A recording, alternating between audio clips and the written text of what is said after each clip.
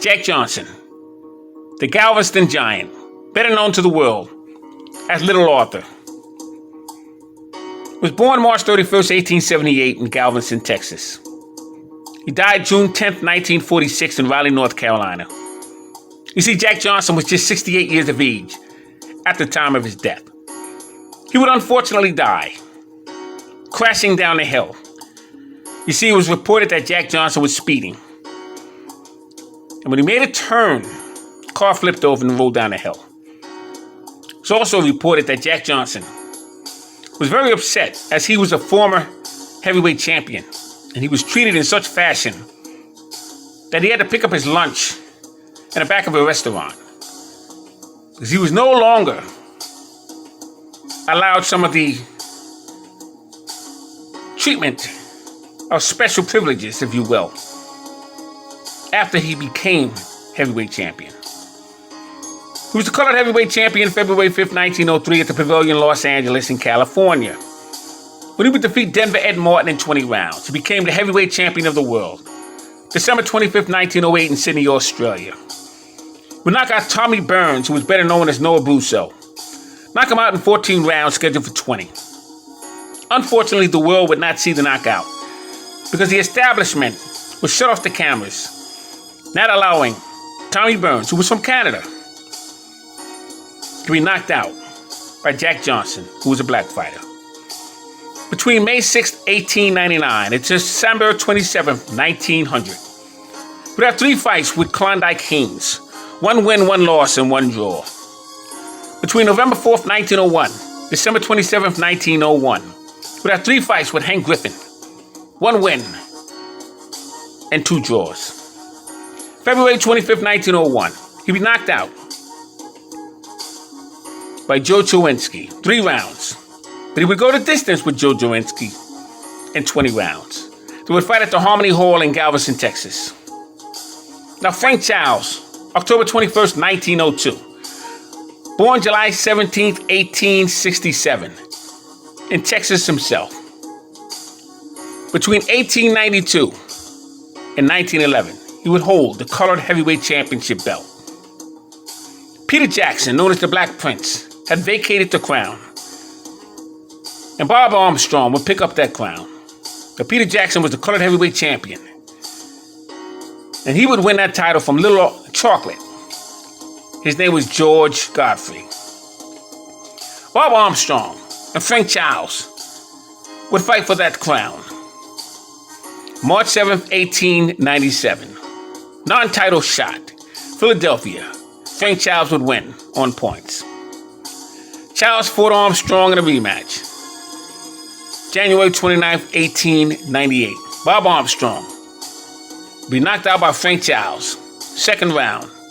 To become the new colored heavyweight champion of the world. August 11th, 1899. Charles defeated Klondike Haynes for the heavyweight championship belt. Charles lost his crown, colored heavyweight championship belt, September 4th, 1898, to George Byers on points. This happened in 20 rounds. Frank Charles will put up the black heavyweight championship title against the colored heavyweight championship contest. And he would face George Byers. That ended 6-round draw, March 16th, 1901. You see, Frank Charles and George Byers would be the first unification bout in boxing history. It would be for the black heavyweight championship and the colored heavyweight championship belts. December 15th, 1900. Joe Butler would be KO'd 6 rounds. He would win the colored heavyweight championship belt. He would win in a rematch, March 16th, 1901. Byers was knocked out in 17 rounds. See, on February 25th, 1902, Frank Charles would lose his colored heavyweight championship belt to Denver Ed Martin. The fight took place in Chicago, Illinois. He beat Al Pointed in 6 rounds. Denver Ed Martin would become the colored heavyweight champion of the world. October 21st, 1902, Jack Johnson would defeat Frank Charles, 12 rounds. He would knock him out. Los Angeles, California. It was said that Frank Childs would crack an elbow with a vicious blow delivered by Jack Johnson. George Owinski, December 1st, 1902, 6 rounds, after 16 months layoff. And he would beat Jack Johnson in Chicago. Jack Johnson gains the opportunity for the Colored Heavyweight Championship showdown with Denver Ed Martin, February 5th, 1903. And again, June 2nd, 1904 in Chicago. Jack Johnson would become the new Colored Heavyweight Champion between December 8th, 1903 and April 26, 1906. Jack Johnson would take on Joe Gans. 15 rounds.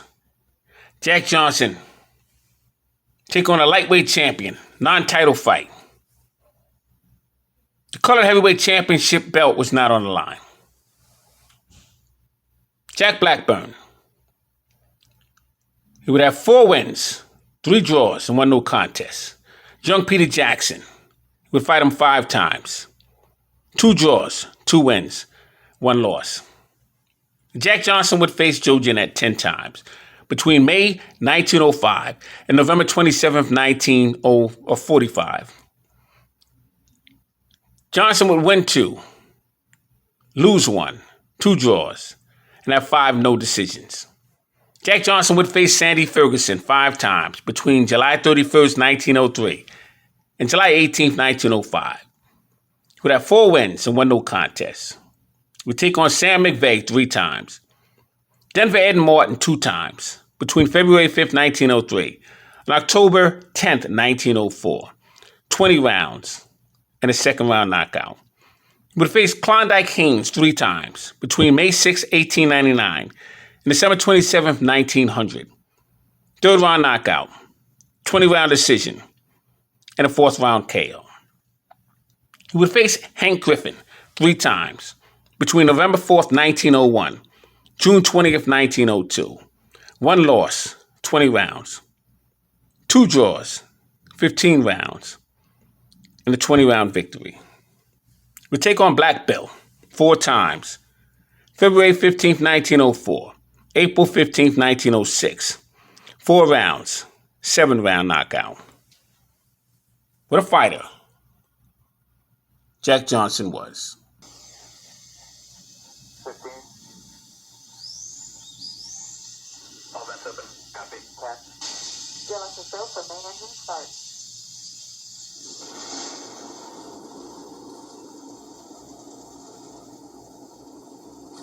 Now, Jack Johnson would take on Jim Jeffries. July 4th, 1910, Reno, Nevada. Jim Jeffries became the champion when he defeated 3-weight division and present heavyweight champion at that time, Bob Fitzsimmons. 34-year-old, 6 years out of the ring. He would have to lose 100 pounds in order to have that fight with Jack Johnson. But Jack Johnson had called out Jim Jeffries many times before. Jeffries would draw the color line and never give Jack Johnson a shot. Now, both men were promised $10,000 for the fight. Unfortunately, Jeffries wanted more, and he would get more than the heavyweight champion, Jack Johnson. John O'Sullivan, Jim Corbett, both would shout out insulting racial slurs to Jack Johnson. It was scheduled for 45 rounds. George Little, Johnson's former manager, would set up the match. In Johnson versus Burns, December 26, 1908, Sydney, Australia. The Sydney Stadium, New South Wales. Jack Johnson versus Tommy Burns. Jack Johnson weighed 194 pounds. Tommy Burns weighed 168 pounds. Referee was Hugh McIntosh. Tommy Burns would earn $30,000. Jack Johnson would earn $5,000. It's an estimated of 50,000 spectators in the crowd. 30 outside, hanging on trees and fences. 30,000. Jack Johnson versus Jess Willard. April 5th, 1915. Oriental Park in Cuba, Havana. The referee was Jack Welch. Promoter was Jack Curley. It would be Jack Johnson's 9th world title defense. He was guaranteed $30,000. Willard, 25% of the total receipts and movie rights. Jack Johnson weighed 225 pounds, and Willard weighed 239 pounds. That's recorded. 1 minute 26 seconds of the 26th round, Jack Johnson was laid out. Amazing. It was scheduled for 45 rounds. Many say that Jack Johnson made a deal with the government, that if he would go ahead and play ball, he would be allowed to get back into the United States. Jack Johnson has quite a story. But with all of the accomplishments of Jack Johnson, Curtis Anderson and myself decided to place Jack Johnson on this list. 100 years, 150 greatest black fighters of all time. Shout out to Jack Johnson. He was known as the Galveston Giant.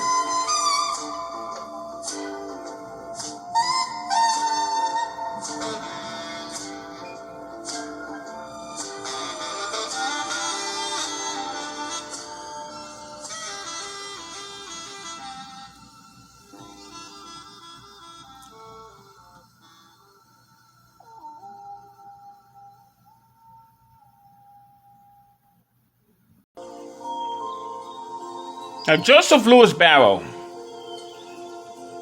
was born May 13th, 1914 in Lafayette, Alabama.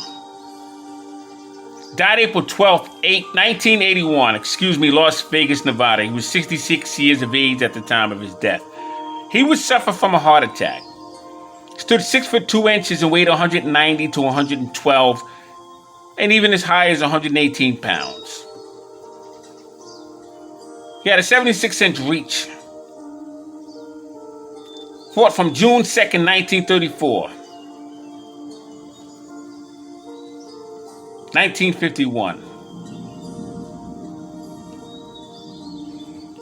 He'd be stopped in New York's Madison Square Garden in 8 rounds by Rocky Marciano. He would have his first fight with Jack Cracklin. June 22nd, 1937. He would take on James J. Braddock, Comiskey Park in Chicago. He was stopped in 1 minute and 10 seconds of the 8th round. 45,500 spectators.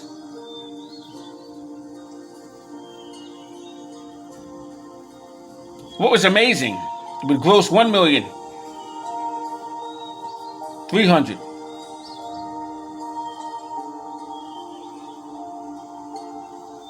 A lot of money in them years. Joe Louis would stand 6 feet, 1 inch, weighed 197.25 pounds. He had a record of 69 total bouts, 66 wins, 52 knockouts, 3 losses, and he'd be stopped twice. He'd be stopped by Max Schmeling, 1936, Rocky Marciano, 1951. Former champions that he would fight would be Primo Carnera, June 25th, 1935 in New York. Max Baer, September 24th, 1935, New York's Yankee Stadium. Jack Sharkey, August 18th, 1936, New York Yankee Stadium. Jimmy Braddock, June 22nd, 1937, Comiskey Park, Chicago. Max Schmeling, June 19th, 1936, New York's Yankee Stadium, June 22nd, 1948. June 22nd, 1938. So he would face Max Schmeling, June 19th, 1936, Yankee Stadium, and June 22nd, 1938 in Yankee Stadium. I want to clarify that. Be in the ring with Billy Conn, June 18th, 1941, New York's Polo Grounds. Then again, June 19th, 1946. Jersey Joe Walcott, December 5th, 1947. New York's Madison Square Garden. Then again, June 25th, 1948. New York's Yankee Stadium. Being in the ring with Ezzard Charles, September 27th, 1950. New York's Yankee Stadium. Rocky Marciano, October 26, 1951. New York's Madison Square Garden, 8 rounds. That would end his career. 1993, he be issued the stamp, first boxer from America to be placed on one. He had 22 World Championship contests, 20 by knockout. He would win 10, lose 1, 9 knockouts in world title fights. 25 title defenses, 12-year reign. Amazing. Absolutely amazing.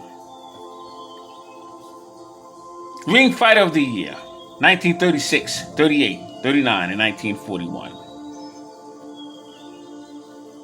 Joe Louis was placed in the 3rd grade at the age of 12. Then he would be placed at Boston School for Boys.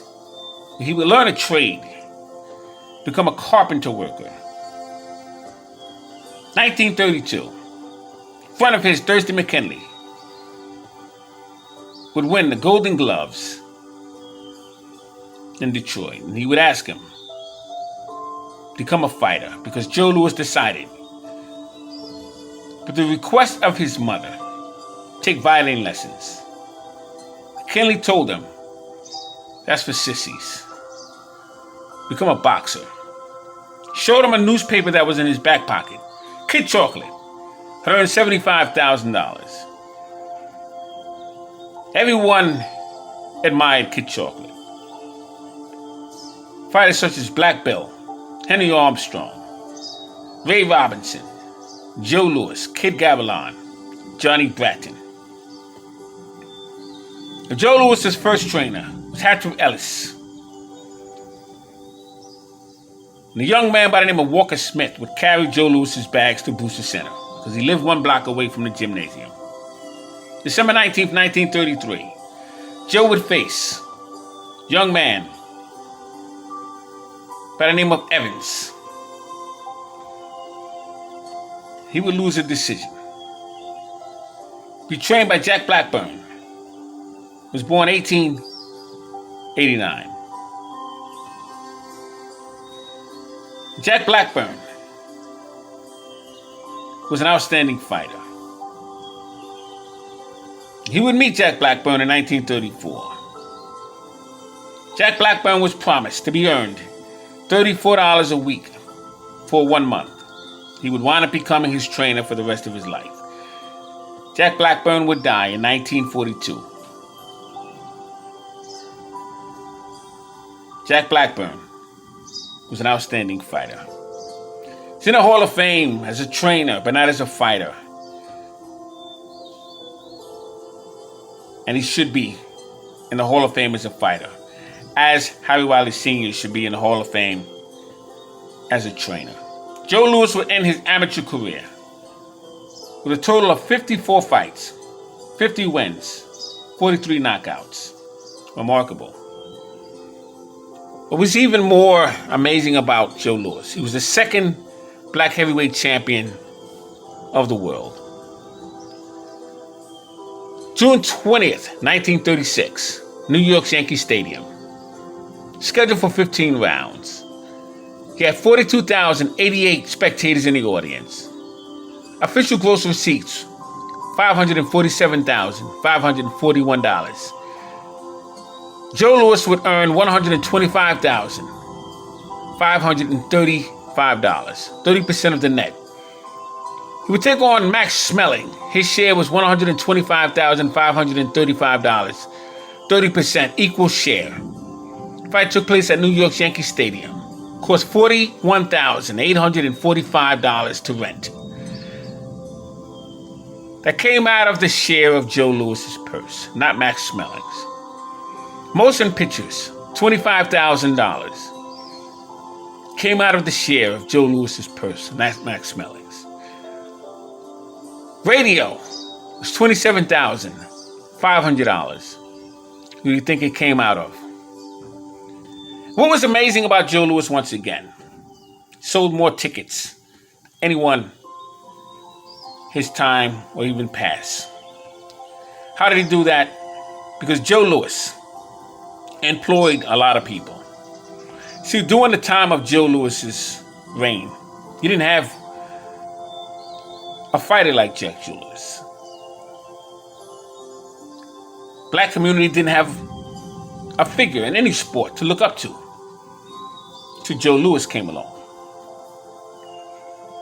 So the shoe shine boys would make a ton of money.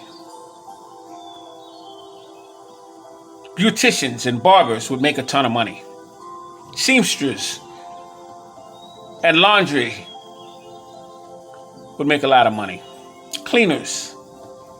Newspapers would sell like hotcakes, whether Joe Louis was in there for a one-word article or not.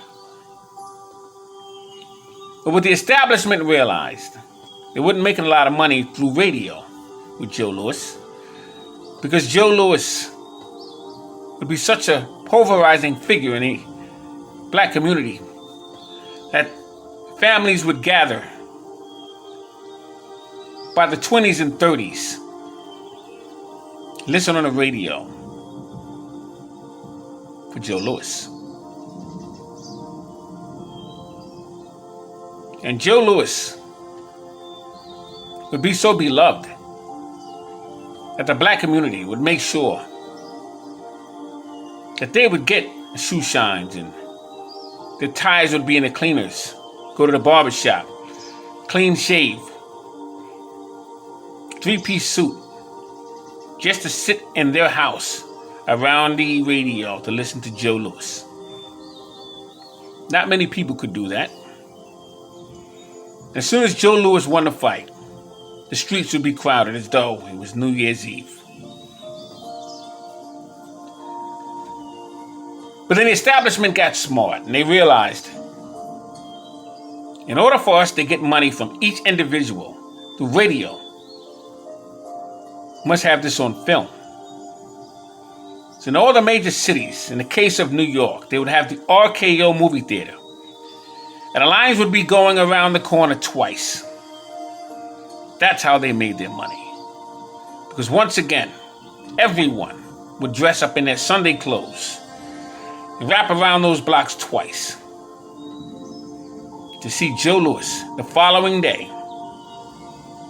in action. Joe Louis, one of the greatest fighters in all of boxing, must be put on this list. Joe Louis is my number one greatest heavyweight.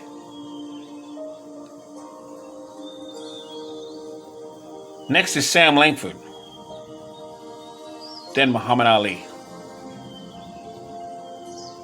then Larry Holmes, then Joe Jeanette, Harry Wills, and Joe Louis is just a hell of a fighter. One of the greatest fighters of all times. But perhaps his greatest moment is when he faced Max Schmeling, second time, June 22nd, 1938, New York Yankee Stadium, scheduled for 15 rounds. Official attendance, 80,000 in the crowd. Official gross receipts, over $1 million. Joe Louis would earn $800.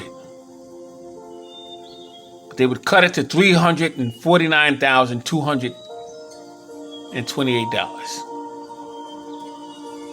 Schmeling would earn $175,622. Motion pictures were $25,000. Radio was $50,000. Promoter was Mike Jacobs. This was perhaps the greatest heavyweight championship bout of all times. Joe Louis was called down to the White House. Was not allowed in the White House. He was called down to the front lawn of the White House. As Maximilian was called by Adolf Hitler, had a meeting with him. That's how big this fight was. The referee was Arthur Donovan. New York SAC had called Donovan to the office. The orders of Franklin Delaware Roosevelt.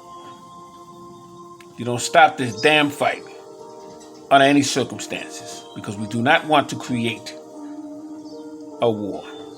See, in 1936, after Joe Louis was stopped by Maximilian in New York's Yankee Stadium, and Smelling flew back to Germany in a Hindenburg, Jesse Owens would win 4 gold medals in Berlin, Germany, in those Olympic Games later that year.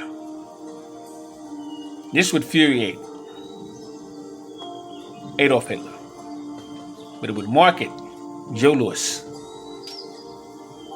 because everyone wanted Joe Louis to win this fight against the Nazi regime, which Maximilian was not a part of. But he played both sides of the fence. It's what he had to do in order for him to live a comfortable life in Germany. On the other side of the pond, Joe Louis was treated like royalty, as his money was drained beneath his eyes. He would donate purses, Navy and Army relief. Didn't know he had to pay taxes on those purses that he earned. Joe Louis was taken complete advantage of this country. But you couldn't have a better patriot than the Brown Bomber. That's unfortunate for Joe Louis. One of many things that happened to the black fighter. Joe Louis. A credit to his race. As he says, the human race. Scrapbook Boxing, on behalf of my brother Curtis Anderson. 100 years, the greatest 150 greatest black fighters of all times. Museum of the Forgotten Fisticuff series. All great fights and all great fighters will never be forgotten on my channel. Look out for the next set of videos honoring these great men. Thanks for hanging in there with me. Peace.